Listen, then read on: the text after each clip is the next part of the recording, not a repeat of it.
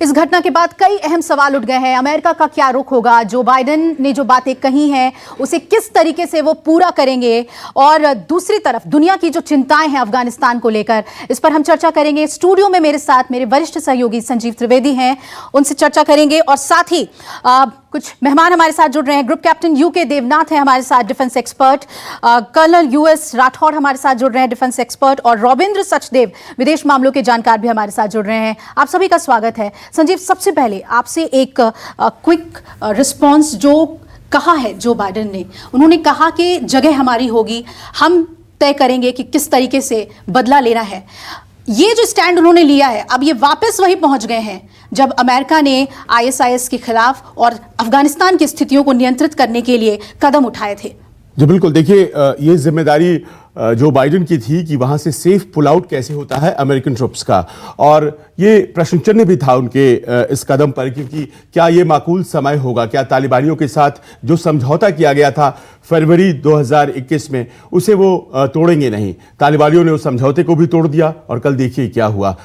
13 US marines मारे गए हैं, और हाल के दिनों में इतनी बड़ी तादाद में यूएस मरीन्स की मौत, इसकी जिम्मेदारी कौन लेगा? न केवल अंतर्राष्ट्रीय जगत में, बल्कि जो डोमेस्टिक पॉलिटिक्स है जो बाइडेन की, वो भी खतरे में पड़ जाएगी अगर रिट्रीब्यूशन नहीं होता है, अगर काउंटर अटैक नहीं होता है, और उसकी तैयारी जो बाइडेन को करनी पड़ेगी।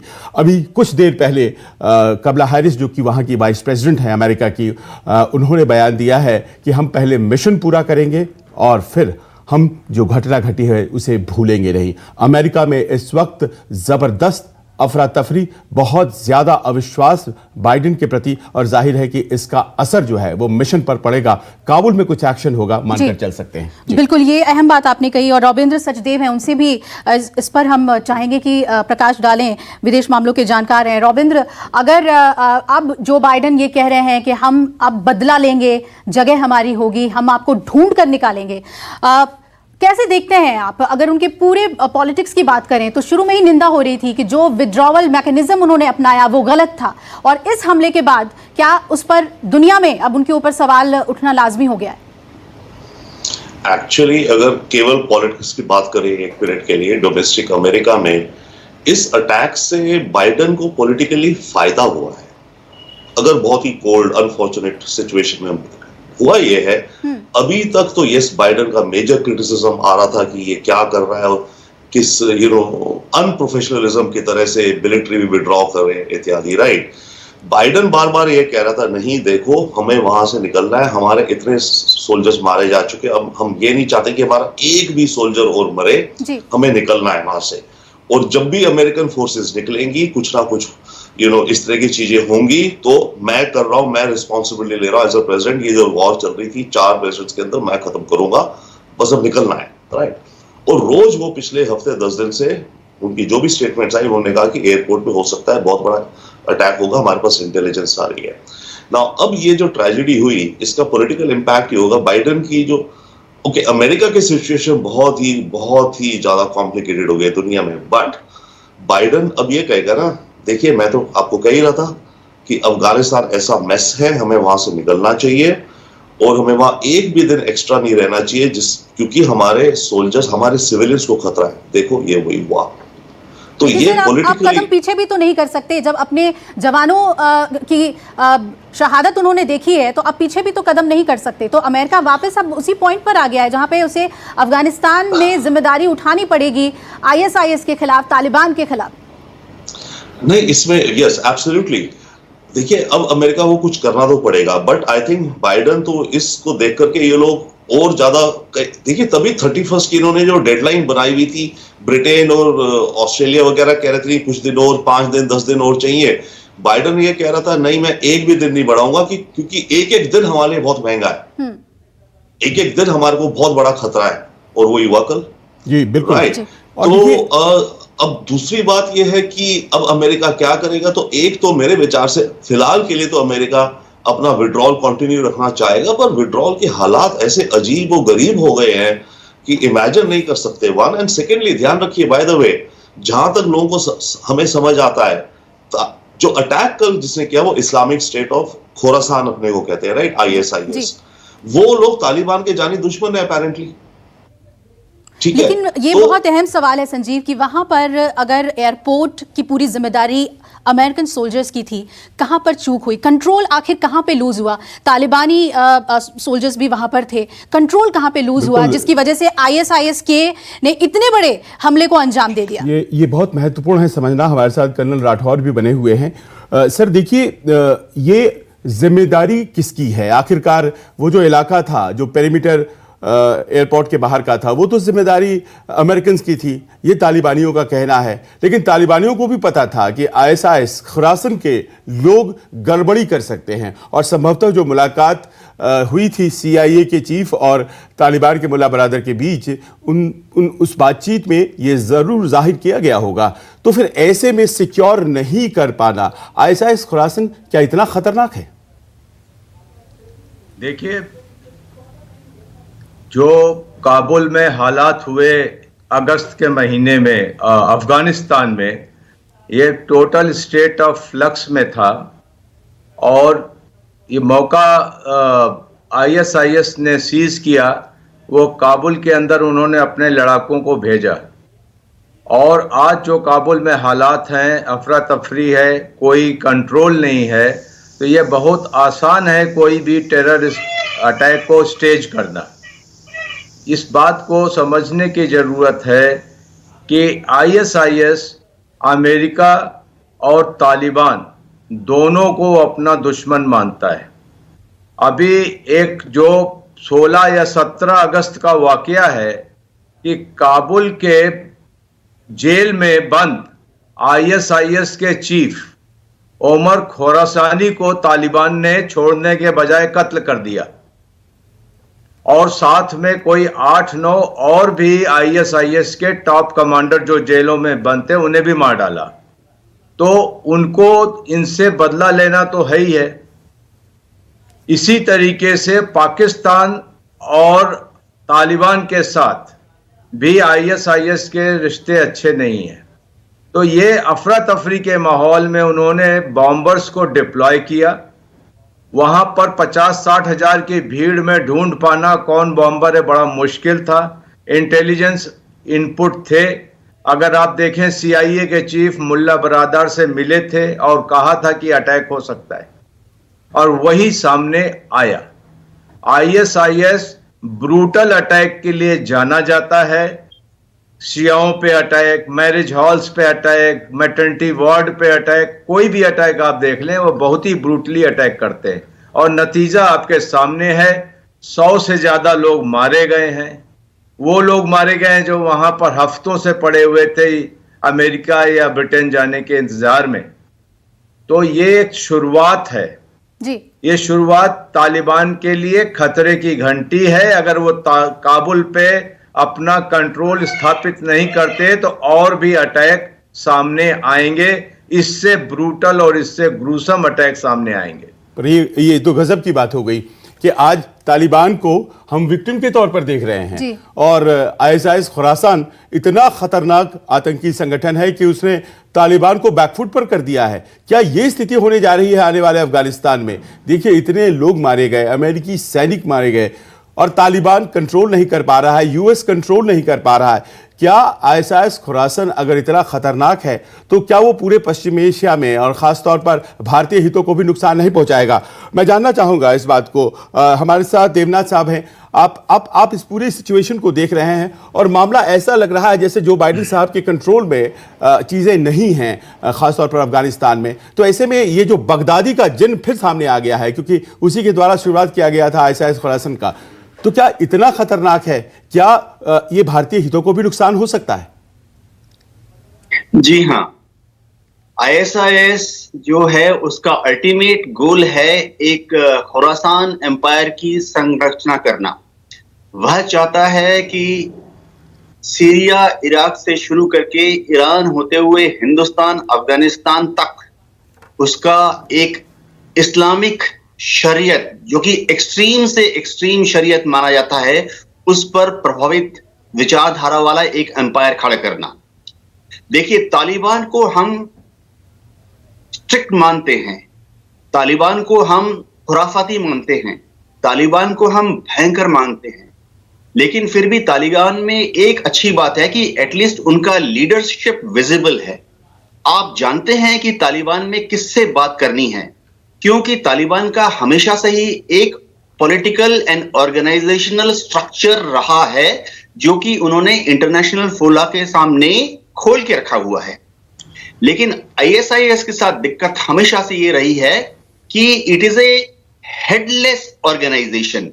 आपको या दुनिया के किसी भी कम्युनिटी को पता नहीं है कि अगर हम आईएसआईएस के साथ नेगोशिएशन करना चाहते हैं या बात करना चाहते हैं तो हम किसे कांटेक्ट करें। देवनाथ जी, माफ कीजिएगा मैं आपको बीच में रोक रही हूं। इसमें एक बहुत अहम पहलू है कि ये लगातार कहा जा रहा था कि आईएसआईएस को ज्वाइन कर रहे थे तालिबान के कई सोल्जर्स, कई लड़ाके जो नाखुश थे अपने ही ऑर्गेनाइजेशन से।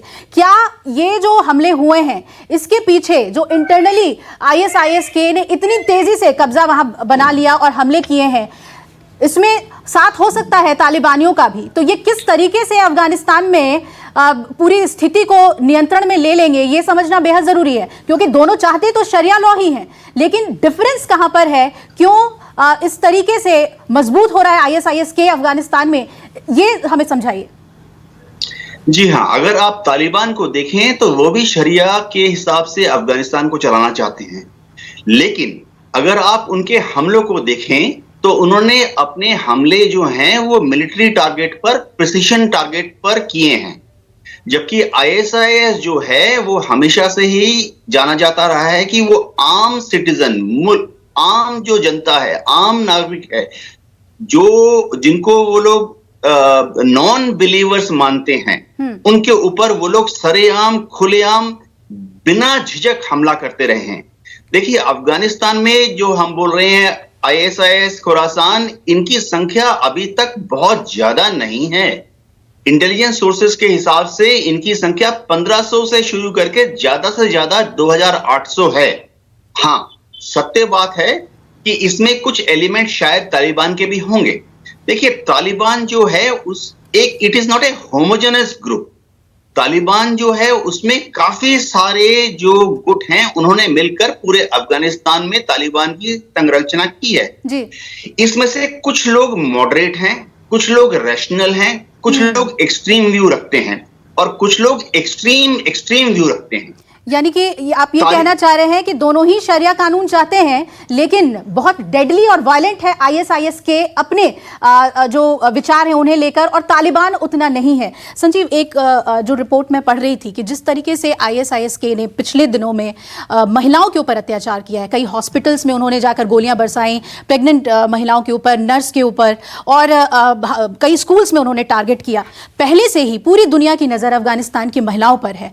अगर खुरासान इस तरीके से वहां जुल्म ढाएगा तो वहां की महिलाओं का क्या होगा, ये अब दुनिया के लिए सबसे बड़ी प्रायोरिटी की बात होनी चाहिए। देखिए, महिलाओं और बच्चों के साथ जो हो रहा है शायद मानवीय त्रासदी की तस्वीर को वो और भी गंभीर बनाता है, और जाहिर है कि तालिबानियों के ही काल में जब ये स्थिति है महिलाओं की, तो ये आईएसआईएस खुरासान अगर आता है और उसका प्रभुत्व बढ़ता है तो जाहिर है कि स्थिति और भी ज्यादा गंभीर हो जाएगी। और ऐसे में प्रश्न उस पर उठता है जो दुनिया का कोतवाल कहलाता है, अमेरिका अपने आप को इंटरनेशनल पुलिसमैन कहता था।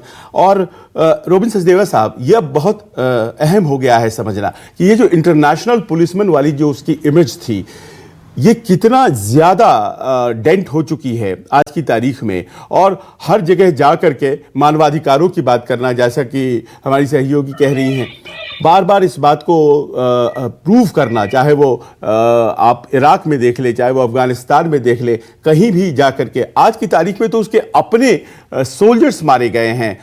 राष्ट्रपति पर सवाल उठ रहा है और कह रहे हैं कि अमेरिका तो उस लायक ही नहीं है जो अपने सोल्जर्स को बचा पाए, तो ये दुनिया का कोतवाल कैसे रह गया? नहीं, बहुत सही। एक तो है अपने को नहीं बचा पाया, कोतवाल कैसे रह गया। दूसरा बात, कोतवाल खुद बोल रहा है मैं तो दुनिया से बैकवर्ड कर रहा हूं, राइट। वो कह रहा है मैं दुनिया का मैंने जिम्मा नहीं रखा, मैं वापस जा रहा हूं, ये कह रहा था बाइडन। पर अब तो उसकी इमेज और भी हर्ट हो गई है मेजरली। अमेरिका अब क्या करेगा ये कह रहा। रविंद्र जी, मैं आपके पास लौट रही हूँ। इस वक्त देखिए बड़ी खबर आ रही है, काबुल हमले के लिए तालिबान जिम्मेदार, ये सालेह ने कहा है। अमरुल्लाह सालेह का बयान सामने आया है कि आतंकी हमले के लिए दरअसल तालिबान जिम्मेदार है। लगातार जो हम चर्चा कर रहे थे कि आखिर दोनों के बीच ISIS खुरासान और तालिबान, इनके बीच के रिश्ते और आखिर किसने वहां पर कंट्रोल अपने हाथ में लिया। तो सालेह ये कह रहे हैं कि इस आतंकी हमले के पीछे दरअसल तालिबान जिम्मेदार है। एयरपोर्ट के पास हुए जो धमाके हैं, इतने लोगों की जान गई है, अमेरिकी सोल्जर्स की जान गई है, उसका ठीकरा अमरुल्लाह सालेह ने तालिबान के ऊपर फोड़ा है। आप अपनी बात पूरी कीजिए सचदेवा साहब। जी हाँ, साले जो कह रहे हैं उसको मैं ऑनेस्टली कहना चाहूंगा, हमें मतलब लेना चाहिए सीरियसली, बट उसको साइड रखिए। साले एक मिनिमाइज्ड, बहुत कम पावर इन्फ्लुएंस के हो गए हैं, वो बोल रहे हैं, वो पॉलिटिक्स खेल रहे हैं। अब उसे अलग रखिए अभी फिलहाल के लिए। अमेरिकन इंटेलिजेंस कह रही है शायद, लेट्स गो बाय दैट, जो मानो तालिबान की भी क्या सच्चाई। अब मान लीजिए अमेरिकन इंटेलिजेंस जो खबरें आ रही कि ISIS ने करा है, तो साले कहें तालिबान, वो पॉलिटिक्स कर रहे हैं। बात यह कि जो ISIS ने कल करा है, इसका दो पहलू हुए हैं। एक तो अमेरिका पे अटैक करा, दूसरा उन्होंने तालिबान के ऊपर अटैक किया है, तालिबान की क्रेडिबिलिटी के ऊपर, राइट? कि भाई तालिबान तो नई सरकार बना रहा था, चौधरी आ गया था शहर में, पर इसने अटैक करके अब तालिबान की खुद की क्रेडिबिलिटी और खुद की वो डाउट में आ गए। जैसे अभी हम भी कह रहे, अरे तालिबान के से तो और भी एक्सट्रीम है, राइट? तो तालिबान की अब वो क्वेश्चनिंग तालिबान की भी शुरू हो गई है इस अटैक से। अब जहां तक रहा बात अमेरिका का, अमेरिका वापस जाना देखिए, एक और चीज हो रही थी दुनिया में, इस्लामिक टेरर जो भी कहिए आप, वर्ल्ड लीडर्स की प्रायोरिटी से कम हो गया था पिछले कुछ सालों से, और खासकर अमेरिका में 20 साल से कोई अटैक नहीं हुआ था। अमेरिका था दूर है, समुद्र पार है, वहां कोई जाता नहीं है। यूरोप ने थोड़ा झेला, बट अमेरिका के अंदर कोई इस्लामिक एक्सट्रीमिज्म में अटैक नहीं हुआ। फिर पिछले कुछ वर्षों से चाइना की राइज, उससे डील करना, और कोविड। तो फंडामेंटल टेरर जो है ये दुनिया के बड़े देशों के नीचे चला गया था प्रायोरिटी में, और ये अभी भी शायद नीचे है।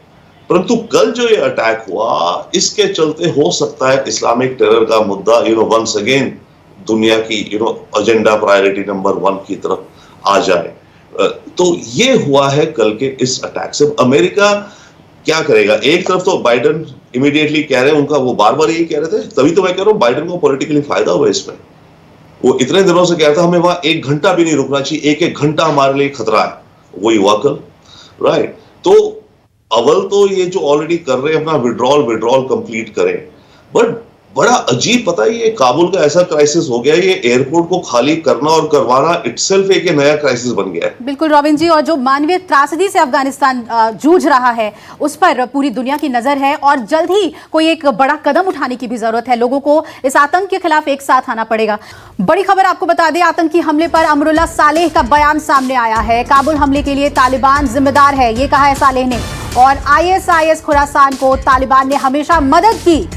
जैसे पाकिस्तान हर आतंकी घटना में जुड़े होने से इनकार करता है, वैसे ही तालिबान इनकार कर रहा है। अपने मालिकों से तालिबान ने सही ट्रेनिंग ली है, ये कहा है सालेह ने।